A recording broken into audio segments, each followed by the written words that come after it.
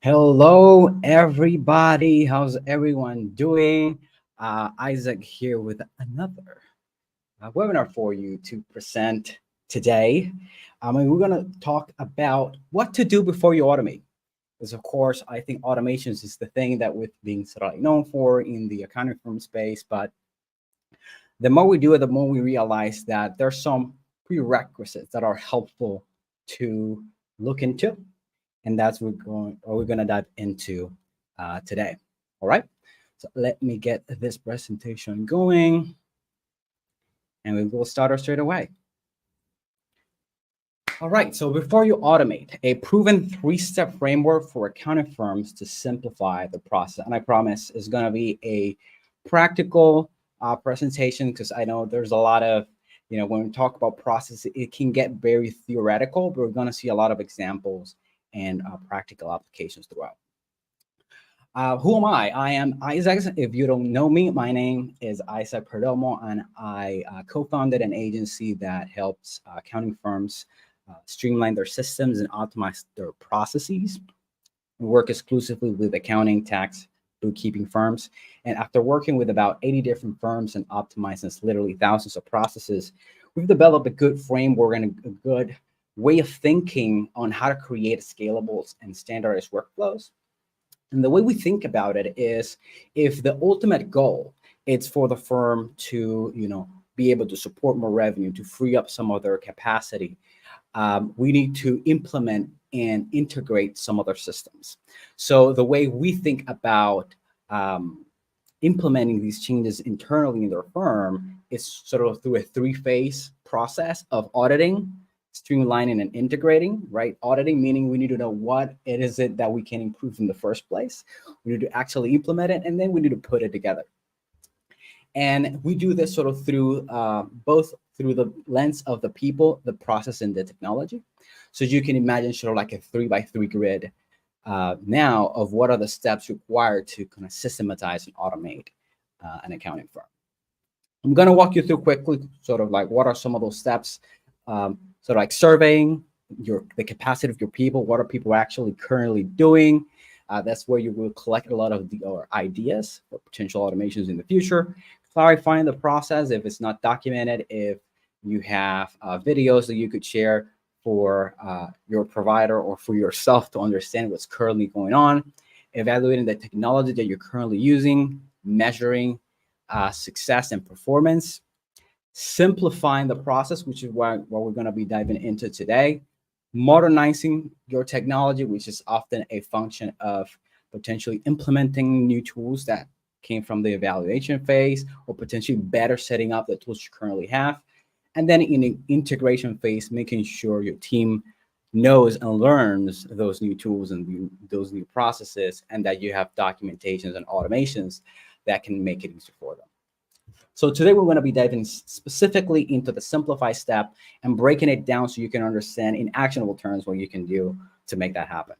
Now, what's at stake? I just want to explain like what happens, because we've seen it a lot of like what happens if we don't simplify before we dive into automation and documentation.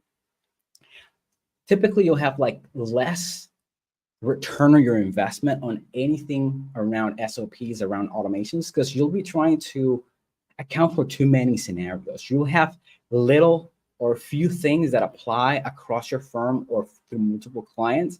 So you won't really be getting a real and significant ROI from your efforts. Of course, your team might struggle to do things your way if there's not a way that's been defined. If you don't have a standardized approach, it might be challenging to deliver quality and reliable work for your clients. And ultimately, you'll have a firm that it's harder to scale, at least not easily scalable without a lot of operational drag and inefficiencies. On the other side, of course, if you take this step seriously and clarify your processes, you have more repeatable systems internally. It will take you less time to transition a new team member into a role when everything's defined, and you'll have less client fires and more reliable service, ultimately having a firm that's more scalable and that can grow without you. Now, I'll tell you how I learned about this initial idea of simplifying and what it takes, what you should do before you automate.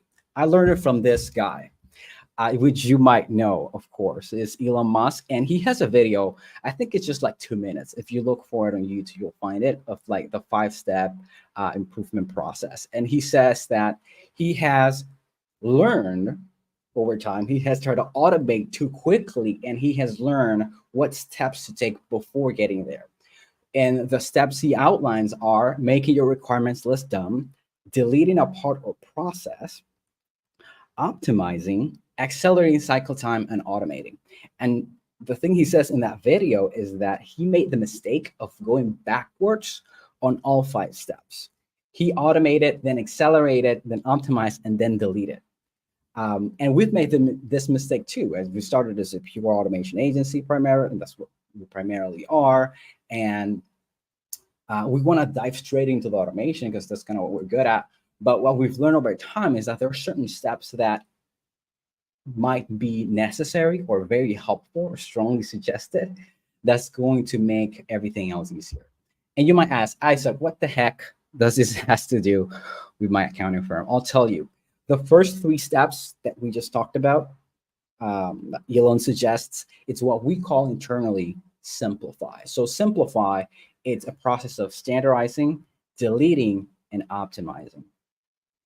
And I'll explain what each one of those terms mean throughout the presentation, so you have like clear, actionable items that you can implement this in your firm. So that's the topic of today. And again, I'll translate these steps with examples and practical application. Let's start with the first one, standardize. This is what kind of like Elon called like make your requirements list dumb, because of course he's talking about it from the perspective of building a product, building a car in this case. But we don't build cars, we provide services. And what is a quote unquote requirement in a service? Fundamentally, it's a client need. So, and this can be seen at different levels, but the way I like to state what standardizing actually means in practical terms, it's simply reducing options. And this can be done both at the client level, which will probably the one that has the most impact down the line, at the service level, and it can also be done at the workflow level. And we'll see an example of each one. Starting with the client level. I think a lot has been talked about in the accounting community around the benefits, specifically for sales or for your sales and your marketing when you niche down. But from an operational standpoint, I think a lot is earned as well by you limiting the number of clients you take. Because if you think about it, you are reducing your requirements. You're reducing the client needs you have to fill the moment you quote unquote niche down. I'm not necessarily here to suggest that every firm should niche down, but one of the things we sometimes talk about with clients, I was literally talking with a firm owners this last week, and we were revisiting their lead qualification process. And I just asked him, like, is there a specific industry that you don't really do well with? And he was like, oh yeah, like we don't like restaurants because we have to do this 7 things differently. We also don't like medical because there are all these requirements. And also we don't do well like with inventory-based businesses. And we were like, okay, let's put those as options in your lead qualification form, and let's just not take those lines anymore. Because again, this idea of like what you do, to standardize what you do, you have to look at who's expecting, which is the client. And that's why I'm sort of like here suggesting that you could potentially niche out, meaning not necessarily pick one industry, but think about what are the industries that when you work with those types of clients, your workflows have to change too much from what you're used to. Going down now into the service level, if you are familiar with Jason Stats, he is an accounting content creator, very popular in the space. And he recently had a video, if you look for service framework, Jason Stats, you'll probably find it, of like how he standardized the services in his firm by, not surprisingly, you'll start to see the pattern here, by listing out all the services they provide and going into the details of, okay, if we do bookkeeping, and bill pay and approval and sales tax and invoicing and this and that, let's actually double click. And if we do bookkeeping, let's try to think about what are the different platforms we support. Do we support QuickBooks and QuickBooks Online and the desktop version and Xero and NetSuite and on and on and on? And simply try to remove an option, which is, again, my definition of standardizing. So you can probably look for this online. I'll see if I can link the document in the description below for people that are interested in checking that out. But it's a really good framework to really try to start standardizing what you offer at the service level. And as I said, there's also the workflow level. And I want to share an example of that. This is something we see a lot, which is communication channels. The more clients you get, it becomes increasingly challenging to manage all the communications coming in, especially if you have not standardized how you communicate with clients. Because if you have email, if you have a portal, if you have text messages, calls, meetings, that communications will be missed, context will be lost. And sometimes you're just saying, hey guys, we are just going to use the portal moving forward. Or potentially saying, hey, we're not going to do text message anymore, because that's, not something we're willing to give client support through. Maybe that's something you give in your higher tier prices or packages.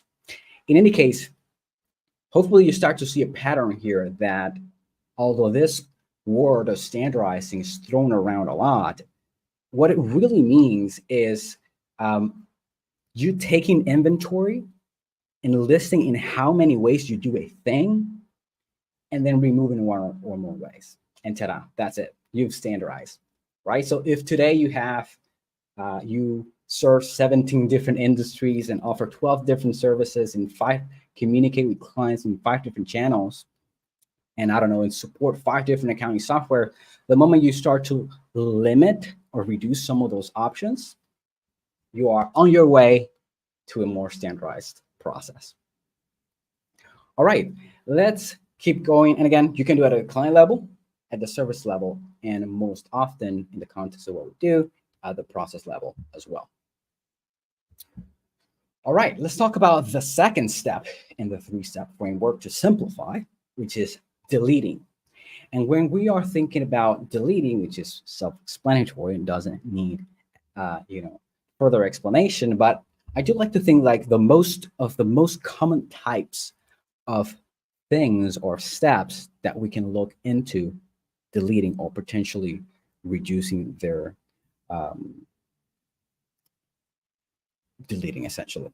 Let me keep going here. And the 3 most common ones: bottlenecks, non-value adds, and duplication. And I'll give a couple of examples so you can, so this becomes a little bit more concrete, okay? Approvals.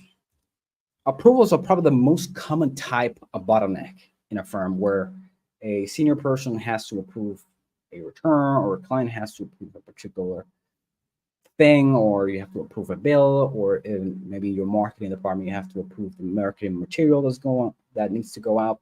And what a silent approval essentially is, it's having a rule for yourself that says, hey, this is going to be approved automatically after X days. And this is something that can really help either create some urgency so that the person that has to approve it actually does, or potentially in the absence, they know, hey, we will communicate and let you know that, hey, this is a bottleneck. This is getting our work stuck. So if you don't approve by this time, we'll assume that it is approved. Of course, this is applicable when it is just like a check that they have to give. If something if there's their input they have to provide, like a document they have to share, it wouldn't really be applicable, but this can be very useful for a lot of firms. An example of duplication that we see a lot as well, it's client data integration.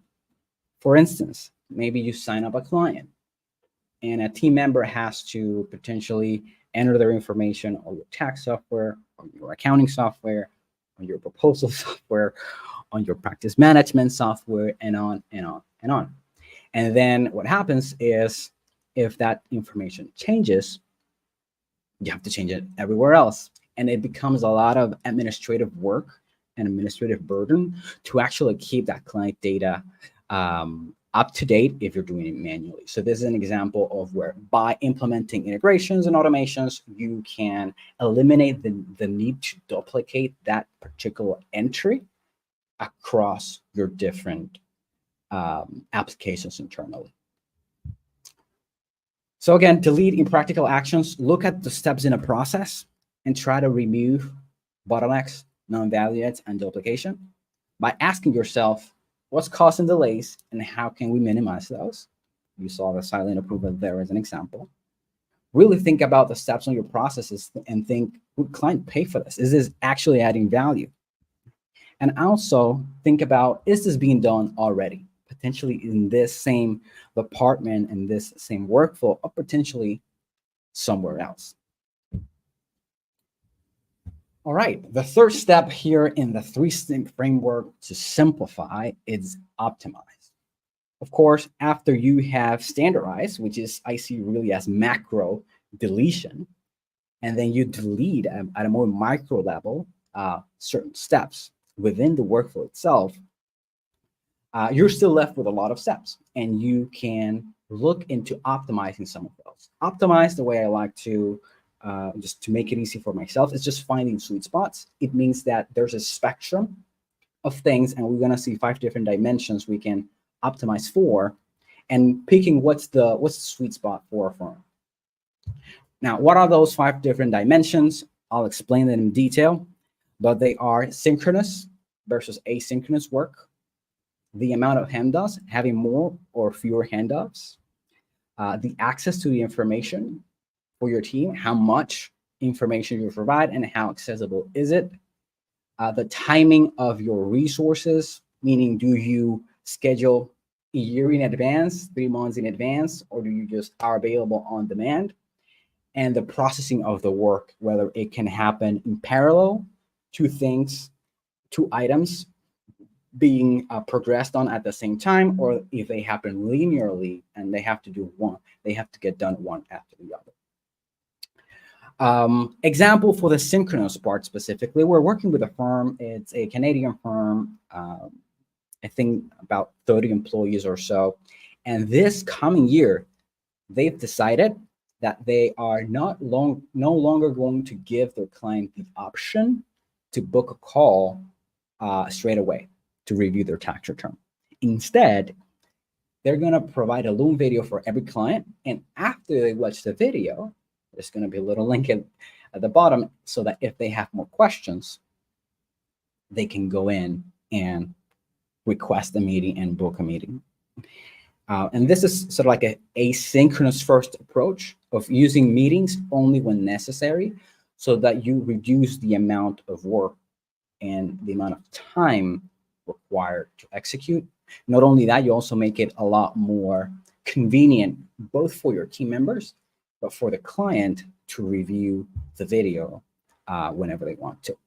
So this is an example of going not all the way to async, but sort of like finding sweet spots in the middle when you send the Loom video first, and then if they want, they can have a meeting.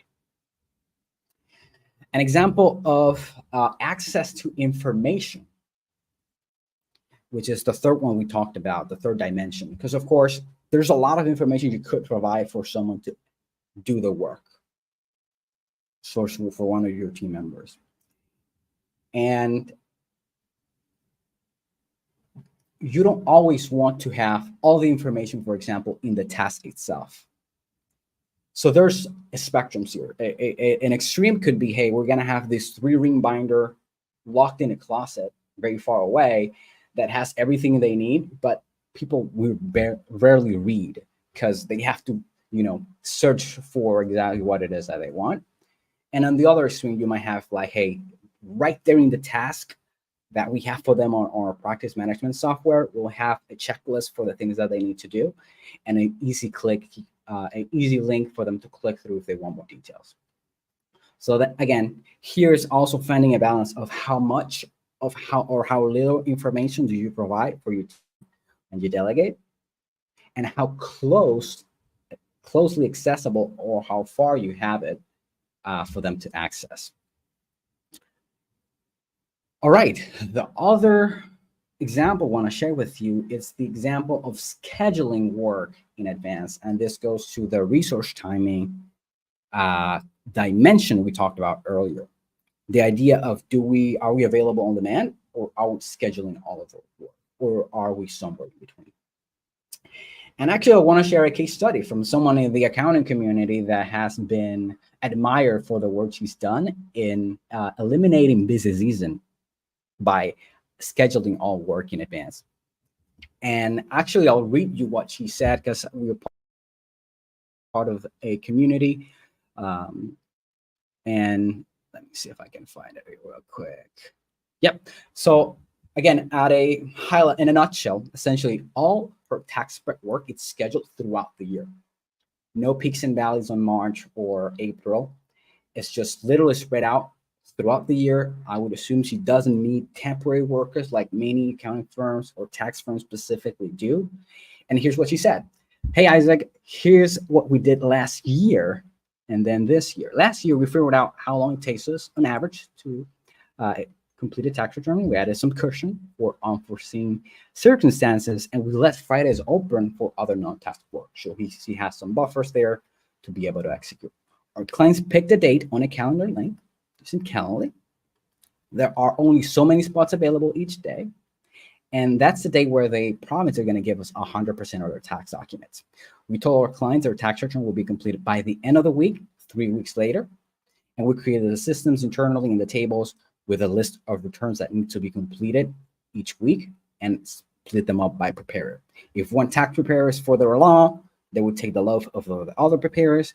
And our goal was to get the returns completed by the end of the week, 3 weeks after the client's drop-off date. And we were able to stay on schedule. This week, we took the number of clients and increased it and basically spread the tax return project evenly throughout the year until the last calendar drop-off date of the 20th of August. And it has worked so well. We've been using Calendly, Make, and Airtable. Those are tools that you are probably familiar with if you follow us, because we're big fans and we're often helping clients implement those. There were some issues with that setup, and we are making some improvements, In any case, this person has said, actually, I'm going to schedule all my work. And that has been extremely useful, especially for such a seasonal business like it is the business of tax preparation.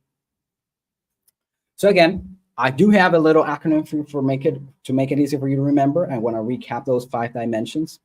But after you've standardized and you've optimized, after you've standardized and you've deleted, I want you to think about optimizing the rest of the system, the rest of the steps in your workflow. And what optimize means, in my view, is finding a good balance or sweet spot and finding it through 5 different dimensions. And I like to call them SHARP, just to make it easier for myself to remember. And SHARP stands for synchronous versus asynchronous work. We saw an example there of like a particular tax firm doing Zoom videos first only. Handoffs, how much or how little handoffs you have in a process. For example, we've worked with financial planning firms where one person does everything. They do their business development, they do the selling, they do sometimes even like the billing and the supporting the clients and delivering to the clients. So in that case, there's like no handoffs at all versus like the other extreme, which would be like one person for each job. Typically, accounting firms are somewhere in between where you have, preparers, reviewers, or potentially bookkeepers, controllers, etc. A, which stands for access to information. We talked about the spectrums of how much or how little information we provide to our teams, and how closely accessible or how far we have it.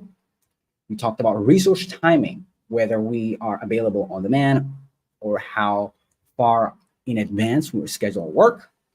And we didn't see an example for this, but I'll share one now, which is processing, which really talks about, do we do things in parallel or do we do things linearly? Like we have to do this, and only when this is done, the next step can be done. An example for this that we see a lot in tax prep workflows, it's saying, hey, actually we realize that once we have this 60 or 70% of tax documents from the client, we can get started on the return.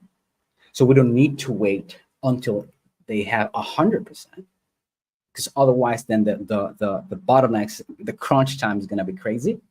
But once they're 60, 70%, we can get started and start to effectively have those two steps happening in parallel, one gathering the information and other one starting to prepare the return.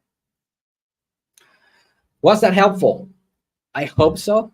If so, I do want to ask you a couple of questions. How standardized and simplify are your process? Is this framework giving you ideas on things you could potentially implement in your firm? How much time is currently potentially being wasted because your processes are too complex? How would those costs compound if you double and triple in size, right? If you continue to grow and you say, we're not going to systematize or standardize anything, will your system be able to handle it? Is this something that you're going to be able to keep growing without more demands on your time? Maybe, maybe not. If this was useful, I do want to invite you to visit our website at opsa.co. And we have room in my and my team's calendar to see if we can help you out.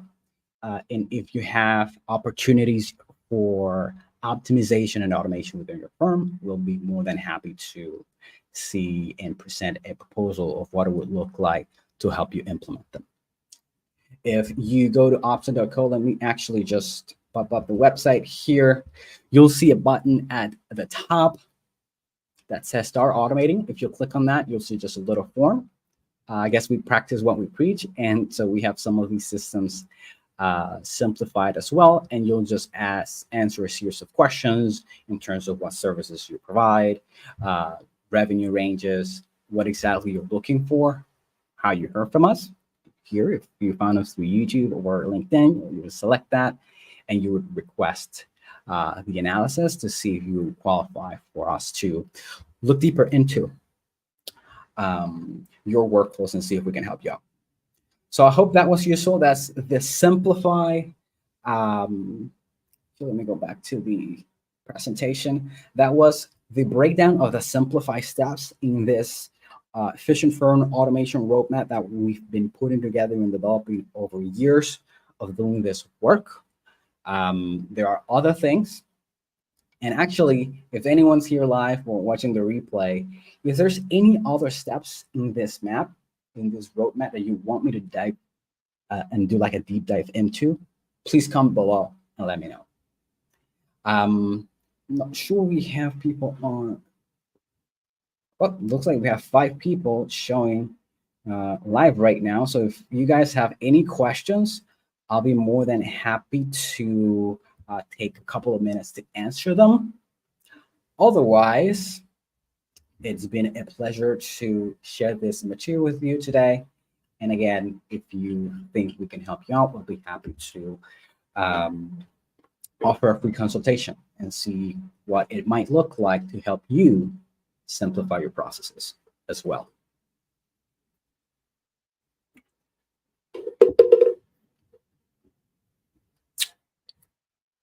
I don't see any comments coming through, so I will assume you guys understood the topic and liked it. Give me a like. And with that, I'll leave you to enjoy the rest of your day. All right. Have a nice one. Take care.